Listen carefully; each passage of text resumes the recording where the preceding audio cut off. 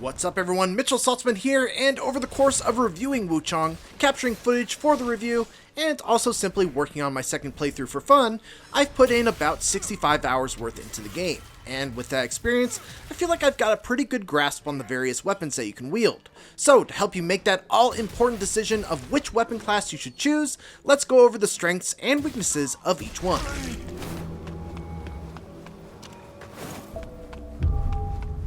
But before we start, just a quick note, while you get the Longsword right from the start of the game, the rest of the weapons are obtained by picking them up as the game progresses. Almost all of them are found within the first hour or two, but if you're extremely sensitive to any kind of spoilers, here is your spoiler warning graphic to let you know that while we won't be showing any sort of story spoilers, we will be showing some gameplay and covering weapons that aren't from the very beginning of the game. Alright, now let's just do a quick overview of the weapon system in Wuchang. There are 5 types of weapons: Longsword, one-handed sword, axe, dual blades, and spear. Think of these essentially as Wuchang's character classes, as they dictate what skills and what stats you're going to want to specialize in, while also determining your general playstyle. The great thing about this system is that you never have to fully commit to one over another.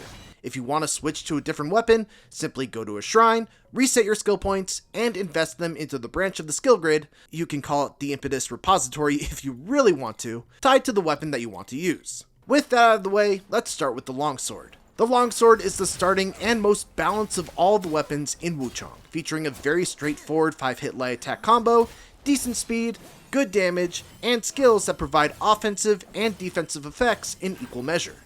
Longswords generally scale with strength and agility, with certain weapons slightly favoring one over the other. There are a handful of notable discipline skills that you should look for in the skill grid. Sword Counter, right near the start on the left side of the skill branch, is one of the best defensive abilities in the game, as it will negate all damage if timed perfectly to an enemy attack. But more importantly, it will stop a combo dead in its tracks and give you an opportunity to counter. That alone is a very rare and valuable trait among the weapons in Wuchang, and is especially useful against enemies and bosses with very telegraphed moves that launch into combos that are difficult to fully dodge. Once you get the Wind Force skill early on, the Longsword is also capable of consuming a Skyborn Might charge to quickly execute a fully charged heavy attack, which is incredibly useful against bosses that leave you with just enough time after dodging through one of their attacks to let rip a charged heavy strike and leave them stunned for a critical hit. All of the weapons have a skill like this, but the Longsword's is particularly effective because all you need to land is just this one single hit,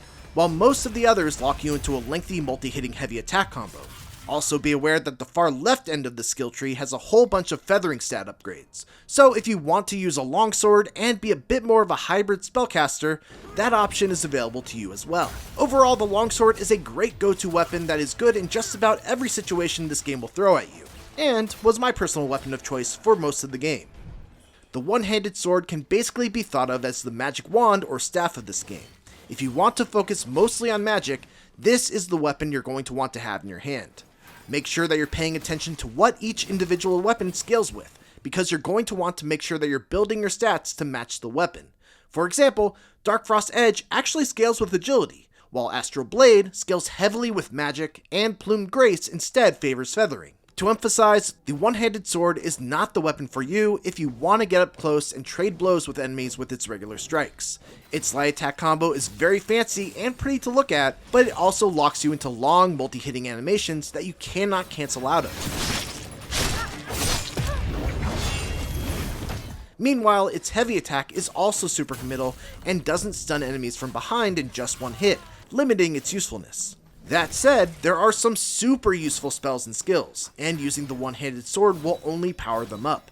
Echo of Lu Bingzhang is one such spell that hits like a truck and can also be used as a dodge that will refund a Skyborn Might charge if you time it right before an enemy hits you. You can also very easily target an enemy or boss's elemental weakness with spells like Infernal Flames, Dark Frost Flames, Waspomancy, and more. While many other weapons require you to either dodge an enemy attack or hit a specific light attack in a combo in order to gain Skyborn Might charges, the one-handed sword is unique in that, thanks to the Biding Time skill early in the skill branch, you can gain Skyborn Might charges automatically over time without having to really do anything, letting you just hang back and launch spells without having to put yourself at substantial risk.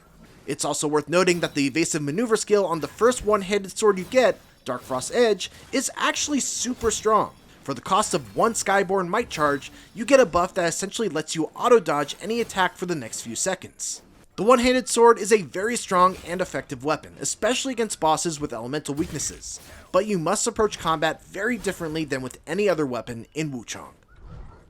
As you might have guessed, the axe is a slow, heavy, and powerful weapon that makes up for its lack of speed, with the fact that any small enemy that gets hit by one of these things will have whatever they're doing interrupted, essentially letting you stun lock them for as long as your stamina holds up. This makes it a weapon that's great for dealing with most regular enemies, but also a tough choice against many of the harder bosses that will just shrug off its blows. Still, the axe has some nice tricks up its sleeve. For one, the very first unlockable skill, Thunderous Cleave, gives you a whopping 3 stacks of Skyborn Might for hitting the 4th hit of a light attack combo.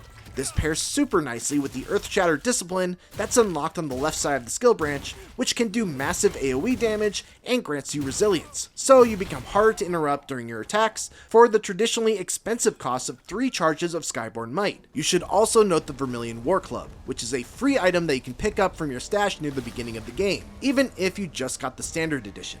This bad boy has a weapon skill called Misty Breath, which emits a poise break inflicting mist that can just absolutely shred bosses that are particularly vulnerable to the status affliction, which is generally most of them. Poise break, by the way, is essentially the same thing as bleed in something like Dark Souls or Elden Ring. Once you max out the affliction bar on an enemy, it takes a chunk of health away from them instantly. Going down the axe skill branch will also be the best way to improve your health and stamina, as there are tons of nodes here that will increase those stats. So if you want to be a tanky, strength-focused class in Wuchang, the axe will be your best friend. If you don't want to go through the hassle of learning how to precisely dodge each individual hit of an enemy or boss's combos, may I introduce you to the Dual Blades. The Dual Blades are good for 2 main reasons. For one, obviously, they attack really fast, and unlike the one-handed sword, they don't lock you into lengthy animations that you can't cancel out of. Dual Blades allow you to stick and move, landing a few hits, while still having the freedom to quickly dodge out of the way if the situation calls for it. The second and most substantial reason to use the Dual Blades, though, is that they can clash with enemy weapons.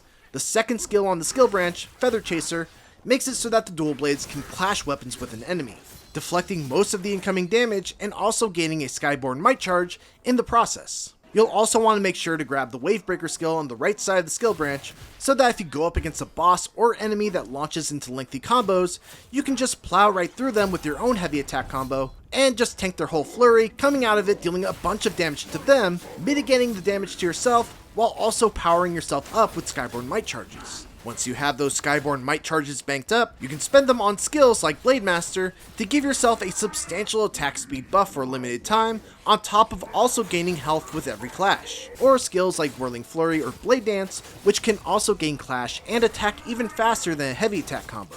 If you find the Bitter Severance Blades, you can also use its weapon skill to inflict Poise Break with a series of very fast attacks, or use Lightning Conduit on Thunder's Call to inflict paralysis on a boss and reduce their attack strength. Because Dual Blades attack so fast, they are also arguably the best weapon when it comes to tempering, as they can build up whatever status ailments you coat them with fairly quickly. Note that Clash does not work against martial arts strikes, only weapon-based attacks. So while they're great against bosses or enemies that use swords, spears, and whatever other forms of pointy or sharp metal objects, they can struggle against those that mix in kicks, punches, or claw swipes. Still, if you find yourself struggling to dodge certain attacks or combos, consider respecking for Dual Blades, and look for opportunities to counter their flurries with your own. The thing that the spear is really good at is closing the distance and initiating on an enemy from far away. The dash attack, or the attack out of a dodge, is already really good at this, but when you add in the discipline skill Solar Leap, the spear is just untouchable when it comes to starting fights off on the right foot. Spears also have a unique way of gaining Skyborn Might charges. Every basic attack you land adds a stack of a buff called Bold Heart, up to 10. Those Bold Heart charges can then be converted into Skyborn Might charges by using most of the spear's weapon and discipline skills, at a ratio of 2 to 1. So if you have 2 Bold Heart charges and you use a skill like Solar Leap, you'll gain 1 Skyborn Might charge when the move hits. If you have 4 Bold Heart stacks, you'll gain 2 Skyborn Might, and so on. One of the first skills you get, Aerial Bulwark, gives the spear a unique defensive option that puts you into a stance, and if you time the button release right as an attack hits you, you'll do a powerful counterattack that also has you leaping backwards to put some distance between you and the enemy. There's also an upgrade you can get for it that grants a whopping 4 Skyborn Might charges if you land a successful counter. It's tricky to get the hang of, but what's really nice about it is that it works on unarmed attacks as well as weapon attacks, which can't be said about a lot of the other defensive techniques in this game. Apart from that, the spear is just a solid overall weapon, like the longsword. Several of the spears also scale with agility and strength, just like the longsword, making it a viable strategy to have both a longsword and a spear equipped at the same time and reap the benefits of both weapons. And that's our guide breaking down all of the weapon types in Wuchang Fallen Feathers. My personal recommendation is that you consider trying out all of them at some point, as they all have their own uses, and while certain bosses may be a nightmare to fight with one type of weapon, you might find that they are much easier if you swap it out for something else. Thanks for watching, and for more Wuchang Fallen Feathers guides, keep it here on IGN.